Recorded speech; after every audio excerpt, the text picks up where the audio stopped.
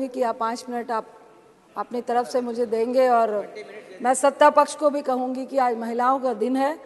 मैं home minister साहब से रिक्वेस्ट करती हूं कि 5 मिनट आप अपनी तरफ से मुझे दीजिएगा, अपनी पार्टी से दीजिएगा। सबसे पहले मैं महिला रिजर्वेशन बिल का स्वागत करती हूं। मैं भी महिला हूं और चाहते हैं हम लोग कि महिलाओं की जो भागीदारी है वो सदन में बढ़े, राजनीतिक परिवेश में बढ़े, लोगों के प्रतिनिधित्व करने में बढ़े। मैं एक आपत्ति दर्ज कराना चाहती हूं, जिसका नाम आपने दिया है महिला आरक्षण का नारी शक्ति विधेयक। ये नारी शक्ति विधेयक है, लेकिन अपने नाम दे दिया इसका नारी शक्ति वंदन विधेयक। मुझे लगता है ये एक संवैधानिक अधिकार है, ये कोई दैविक वरदान नहीं है, ये कोई प्रधानमंत्री साहब का या आपका दिया हुआ महिलाओं को दया का पात्र नहीं है। ये हमारा एक संवैधानिक अधिकार है। आपने इसका नाम दैविक और दया और पूजा से जोड़ के, मुझे लगता है जो आंदोलन का इतिहास था उसको भी खत्म करने की कोशिश की है। ये एक मैं महिला होने के नाते बोल रही हूँ। वंदना, आपके सरकार में महिलाओं की कितनी होती है यह हम सबको मालूम है। वंदना हम महिलाओं की, सत्ता पक्ष हो या विपक्ष में हो, जितनी भी पुरुष मानसिकता है, महिलाओं की वंदना इतिहास गवाह है कि जब जब आपको शक्ति की जरूरत होती है, जब जब आपको सत्ता पाने की जरूरत होती है, जब जब आप विजय की आशा रखते हैं, तब आप एक महिला को देवी बनाकर उसकी पूजा करने लगते हैं, वंदना करने लगते हैं। लेकिन अंदर में एक पुरुष की जीत और उसकी वंदना होती है। आपकी वंदना हमने जंतर मंतर में बैठी उन महिलाओं के रूप में देखी। आपकी वंदना, आपका महिलाओं का सम्मान, जब मणिपुर पे हमारी महिलाएं निवस्त्र हो रही थी, हमने तब देखी। आपकी वंदना और आपकी पूजा और सम्मान, जब एक रेपिस्ट को बचाने के लिए, जब आप सत्ता पक्ष वालों को यह मालूम चलता है कि वोट की राजनीति में जरूरत है, तो मैं रिक्वेस्ट करती हूँ, हमें अधिकार चाहिए। दया का पात्र ना महिला कभी थी ना होगी। यह हमारी करुणा है, हमारी ममता है कि हम आपको, अपने आप को आपके सामने दया का पात्र बनने देते हैं, क्योंकि हमारे में इतनी करुणा है। हम आज इस नए सदन में बैठे हुए हैं, मैं प्रशंसा करती हूँ, बहुत अच्छा है, लविश है। लेकिन एक बात जरूर कहूँगी, जो पुराना सदन है वो घड़े का पानी है और ये जो नया है रेफ्रिजरेटर का पानी है।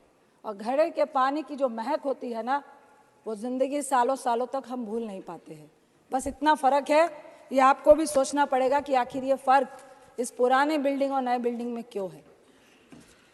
मैं ज़रूर बोलूँगी कि आप महिलाओं के अधिकार की बात कर रहे हैं। मेघवाल साहब को मैं लोकसभा में कल सुन रही थी टीवी में बैठकर, आप बड़ी बड़ी वंदना और नारी शक्ति की बात कर रहे थे, लेकिन आपकी नारी शक्ति के लिए इतनी बड़ी प्रेरणा है सभापति जी कि जब इस नई बिल्डिंग का उद्घाटन हुआ तो हमारी महिला राष्ट्रपति आदरणीय मुर्मू जी को उद्घाटन तक में नहीं बुलाया गया। यह है आपकी नारी वंदना। 13 साल से हमारा आरक्षण, हमारा अधिकार, हमारा सम्मान से हम वंचित हैं। लेकिन मुझे आपके इस बिल में षड्यंत्र नजर आता है। 13 साल से राज्यसभा में हम लोगों ने पारित किया था और आज आप इसको लेकर आए हैं, अरे प्लीज सुनिए ना।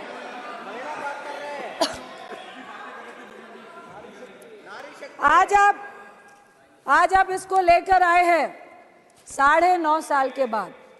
2014 में आप सत्ता में आए, आपके मैनिफेस्टो में था महिला आरक्षण देना है। 9.5 साल क्यों लग गए?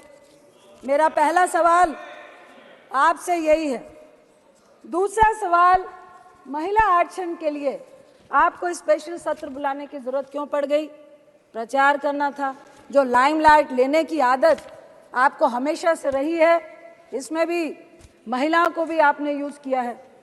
तीसरा सवाल, आपने कहा जातीय जनगणना और परिसीमन का पेच जो आपने लगाया है, क्यों लगाया?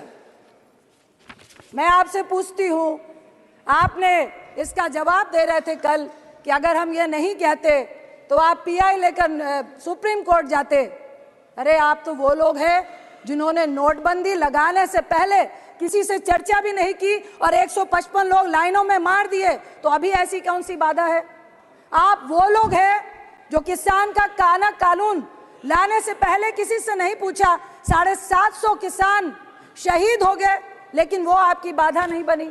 1 साल तक लगातार वो सड़कों में बैठे रहे। मैं आपसे सवाल करती हूं कि फिर महिलाओं के रिजर्वेशन के अधिकार में ये परिसीमन की, ये जनगणना की, सीट के रोटेशन की जो आपने बाधा लगाई है, क्या ये चुनावी एजेंडा है 2024 का, जिस पे आपको सिर्फ और सिर्फ झुंझुना दिखाना है? मैं आपसे आपकी नियत और अपने कांग्रेस की नियत के बारे में सफाई देना चाहती हूँ, उदाहरण देना चाहती हूँ। आप महिमा मंडल कर रहे हैं कि आप महिला रिजर्वेशन बिल लेकर आए, लेकिन मैं आपको उदाहरण देती हूँ कि 9 मार्च 2010 में जब यूपीए 2 राज्यसभा में जब ये बिल पारित हुआ था, यानी सत्ता में आने के 1 साल के बाद, यानी कि हमारी मंशा आने वाले लोकसभा में इसका प्रचार करना नहीं था। 10, 11, 12, 13, 14 में चुनाव था। हम सिर्फ और सिर्फ महिला को सशक्तिकरण करना चाहते थे। राजीव गांधी जी ने कहा था, मैं उनके एक इंटरव्यू के एक संक्षिप्त शब्दों को याद करना चाहती हूं कि महिलाओं के मामले में जो हिंदुस्तानी पुरुष है वो डबल स्टैंडर्ड का है। एक तरफ तो वो ऊंचे सिंहासन में महिला को बैठाता है, लेकिन दूसरी तरफ जब उसको सम्मान और समानता का अधिकार देने की बारी आती है, तब वो अपना पल्ला खींच लेता है, जैसा कि आपने हमारी राष्ट्रपति जी के साथ किया, वो भी ट्राइबल। मैं आपसे सिर्फ इतना कहना चाहती हूं कि देखिए,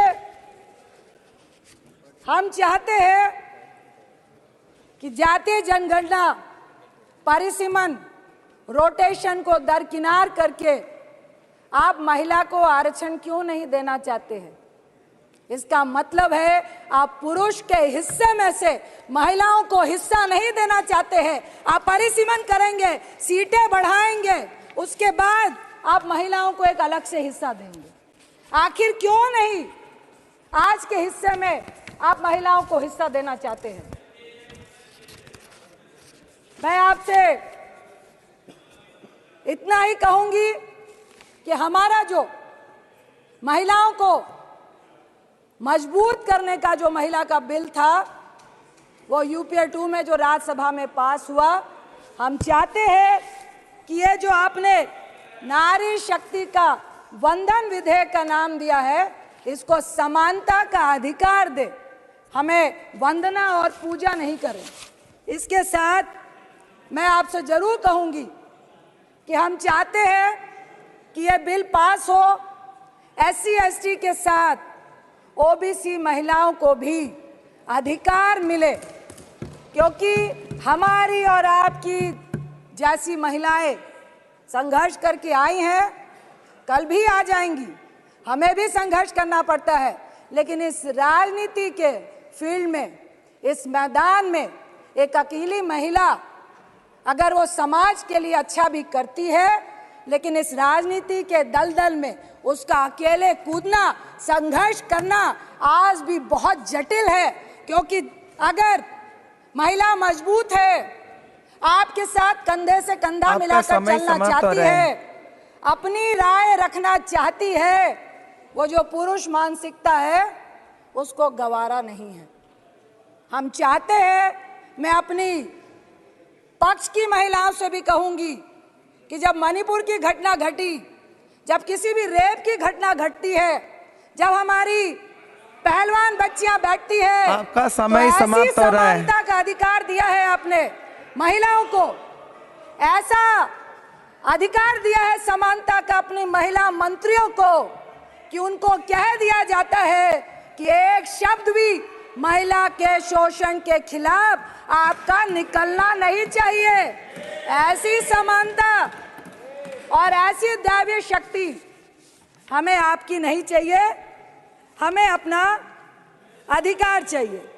इसके साथ ही मैं एक कविता का अंश पढ़ के अपनी बात को खत्म करना चाहूंगी। नारी के ऊपर एक कविता है, उतारो मुझे जिस क्षेत्र में सर्वश्रेष्ठ कर दिखाऊंगी, औरों से अलग दिखने में कुछ अलग करके ही जाऊंगी। चाह नहीं है एक अलग नाम की, इसी को महान बनाऊंगी। नारी हूं मैं इस युग की, नारी की अलग पहचान बनाऊंगी। जो सदियों से देखा तुमने लिपटी साड़ी में कोमल तन को, घर घर में रहती थी वो पर जान न सके थे उसके मन को। झुकी हुई सी नजरें थी, वाणी मध्यम मधुर सी थी, फिर भी तानों की आवाज प्रबल थी। हिम्मत ना थी उफ करने की, अब बदल गई है ये पहचान। अब बदल गई है ये पहचान, नारी की ना साड़ी परिभाषा, वाणी अभी भी मध्यम मधुर सी, पर कुछ कर गुजरने की है प्रबल सी आशा। चाहे जो भी मैं बन जाऊं, गर्व से नारी ही कहलाऊं। मुझे गर्व है कि आज सभापति की चेयर में हमारी ओलंपियन पीटी उषा जी बैठी हैं। मेरा बचपन का सपना था, जब मैं पूजा में जाती थी और गॉड से विश करती थी, मुझे राजनीतिक व्यक्ति नहीं बनना था कि मुझे पीटी उषा जी की तरह गोल्ड मेडल लेना है। एक ही बात कह के मैं अपनी बात को खत्म करूंगी कि महिलाओं के समानता के अधिकार के लिए, चाहे राज्यसभा हो चाहे लोकसभा हो, हम सब महिलाओं को एकजुट होकर अपने सम्मान और अधिकार के लिए एक होना पड़ेगा। यही कह के मैं, ऐतिहासिक दिन है महिलाओं के लिए, इसलिए मैं इस बिल का समर्थन करती हूं और चाहती हूं कि ये आपके झोले में पिटारे में चला नहीं जाए। और ये जो 2019 का आपने झुंझुना पकड़ाया है, अगर सही मायने में आप महिलाओं को हक देना चाहते हैं तो कुछ तोड़ निकालिए और ये परिसीमन और जनगणना से पहले महिलाओं का हक उनके सामने रखिए। आपका बहुत बहुत धन्यवाद। Thank you. श्री जगत प्रकाश नड्डा।